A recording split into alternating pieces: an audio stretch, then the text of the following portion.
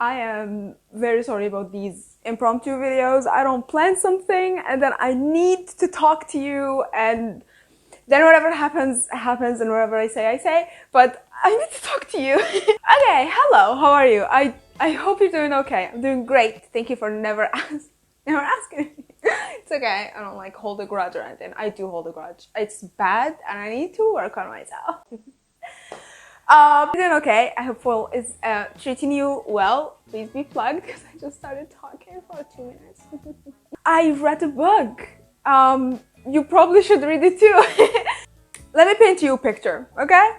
The year is 2575. You're in the far, far future. You are on a planet called Carenza. It is basically a block of ice. All of a sudden, your planet gets bombarded out of nowhere, and then you are a refugee on a ship called the Hypatia ship, and you are in space. Your planet, Carenza, is no more, but it's okay. There's hope. You are in a safe spaceship, you have food, you have water, you have clothes, and it is okay. You are just gonna make your way into another planet, and it's gonna be in the past, right? Wrong.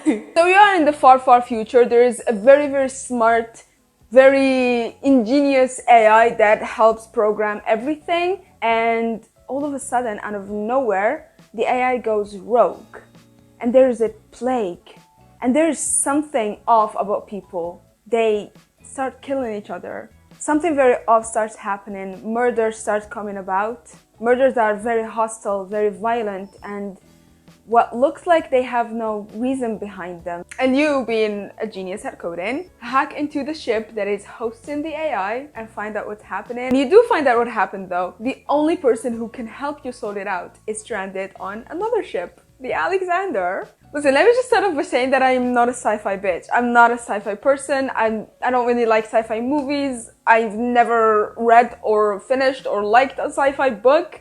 This is the book that's changed my mind completely.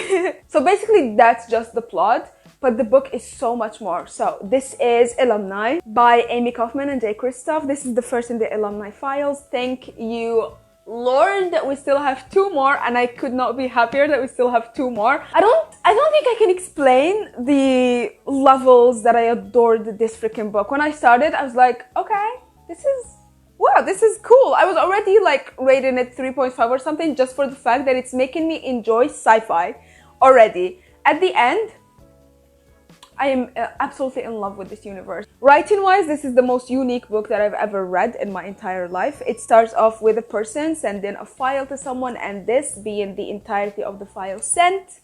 You don't know at the start who this person is and whom they're sending it to. We will figure it out by the end. I was shooked, by the way, because of that ending. It's not the ending, we still have 2 more, which are already ordered. Anyways, this being the entirety of the file. It doesn't read as a first POV, a second, or a third POV. It reads as the file itself, which is so unique. I've never read a book like this. I've read books that have like a first POV, and then we have, you know, cutouts of files and stuff, which is always cool to me. I love that kind of shit. It really puts you in the story, but this one is the entire file. This is set a year after the attack that had happened on Carenza that I told you about before. So you feel like you've stumbled upon these files that have information about something that happened a year ago. I can't even explain how exciting this made me. This is when there was basically a war between 2 ships in space, and you are there in the middle of the war in space. Let me just try to explain the beauty of this book and the genius behind this book. So you see these lines?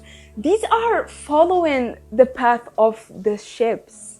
So you'd know what's happening while you're following them. And I loved that. I am so easy to impress, my man. I loved this so much.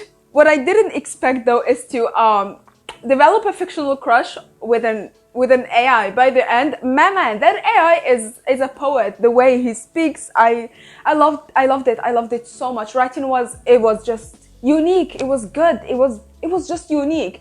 Plot-wise, it is action-packed, it is character-driven. It is more action-driven than character-driven, but it is still character-driven. It's emotional, it's genius, it's smart, it's fun, it's adventurous, it's exciting, it's enthralling.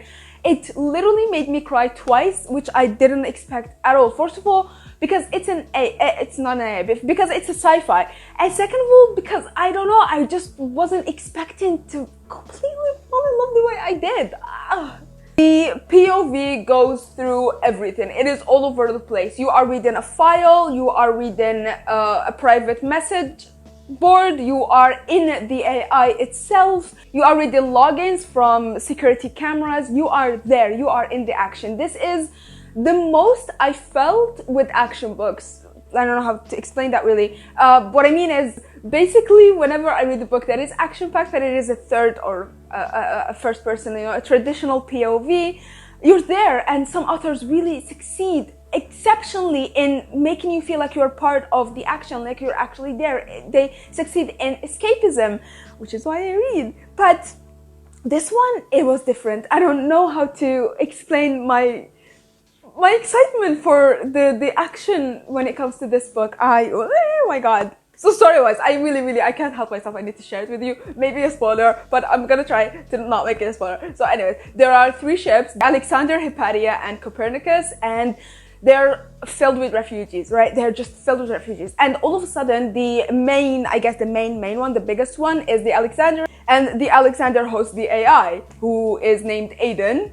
And all of a sudden, Aiden tells them to shoot at the Copernicus.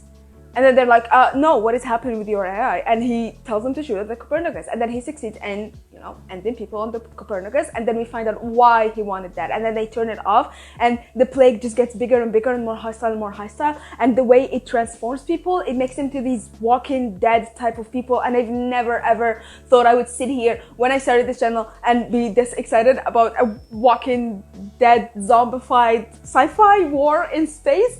But I am, and it's exciting. And if it made me, a sci-fi hating bitch, be this excited, then you're definitely gonna like it. So many times I've been just reading and then closing back the book, looking at it and be like, what are you? What kind of crack is in these pages? What are you made out of? Like, the way it made me feel, the way it's written, the way it makes you part of it, the way it takes you on a ride, the way it makes you emotional. It's just beautiful to me. Strangely, amongst all the adventure, all the crazy plot lines, or the crazy ups and downs, it succeeded also to like put across an actual good message when it comes to humanity and our really inherent obsession with life and what's out there and what's beyond life and what would happen when we die, and our obsession in always creating things that maybe we shouldn't. I don't know how to explain that without spoiling everything, but it speaks volumes on humanity. There is one quote that stuck with me throughout the book. I loved it so much. I written it, I don't know if you can see, I've written it here with pencil, and it says, "At the apex of callousness, one finds only ones and zeros." And that quote just stuck with me, oh my god, I really love this book. I would rant for hours, but I would spoil everything. So yeah, I hope I made it across. The message from my brain made it across, because I don't feel like I did it justice. But yeah, trust me, it is chef's kiss. It is chef's kiss. Chef's kiss, not kiss. Chef's kiss. It's really good. I'm really excited to read Gemini. I already ordered Gemini, and I'm excited for it to get here. I actually couldn't pick between Gemini and another second of another trilogy that I started. I made my friend do it for me, and I ordered them both. Hopeless, just freaking hopeless. Thank you so much for watching. That was just a quickie, so I can rant about my love for this book. My man, I finished yesterday. Oh, by the way, 600 pages, right? Chunky boy. One day. It took me one day. I started at around 4 something a.m. November 1st, finished November 2nd. Like I started, well, that would be November 2nd then. I started in the night, finished in the day. One freaking day. This chunky boy, me, one day. Loved it. Thank you so much for watching. Yeah, I love you, and I'll see you next video.